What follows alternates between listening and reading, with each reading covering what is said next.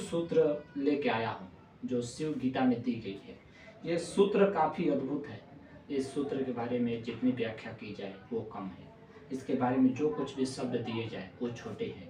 सूत्र के बारे में तो पहली बात आपको ये समझनी चाहिए कि सूत्र का अर्थ ही होता है जो संक्षिप्त से संक्षिप्त में, छोटा से छोटा। जैसे एक बीज होता है, एक बीज में पूरा का पूरा विशाल वृक्ष होता है।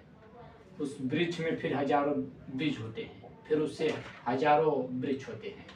एक बीज में इतनी ताकत होती है कि वो पूरा का पूरा जंगल बसा सकता है।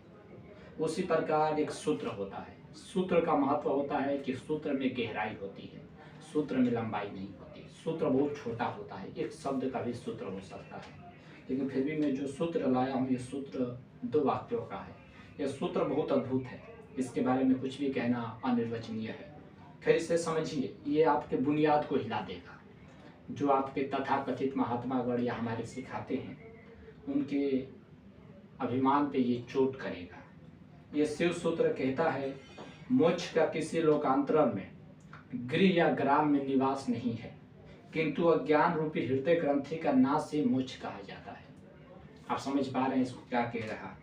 ये कह रहा सूत्र मोक्ष का किसी लोकांतरण में, यानी किसी लोक में अच्छा स्थान नहीं है, किसी गृह या ग्राम, किसी गांव या घर में इसका स्थान नहीं है, किंतु अज्ञान रूपी, जो हमारे ऊपर अज्ञान है, उसी का नाश अगर हो जाए तो हम मोक्ष को प्राप्त हो सकते हैं। लेकिन कुछ धर्म हमें क्या सिखाते हैं कि भगवान किसी दूसरे लोक में बैठा है, वहाँ से हमारा न्याय करता है।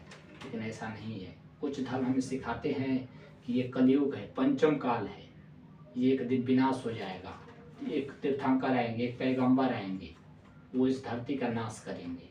सोचिए, भगवान भी आएंगे तो हमारी धरती का नाश ही करने आएंगे, इसको सुधारने नहीं आएंगे।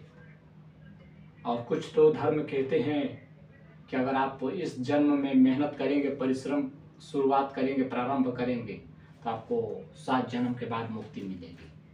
अब ज़रा सोचिए, मुक्ति हमें चाहिए इस जीवन में कि 7 जन्म के बाद? 7 जन्म के बारे में आप कल्पना कर सकते हैं कि आपको 7 जन्म बाद मुक्ति मिलेगी कि किसी जानवर की योनि में भटक रहे हो?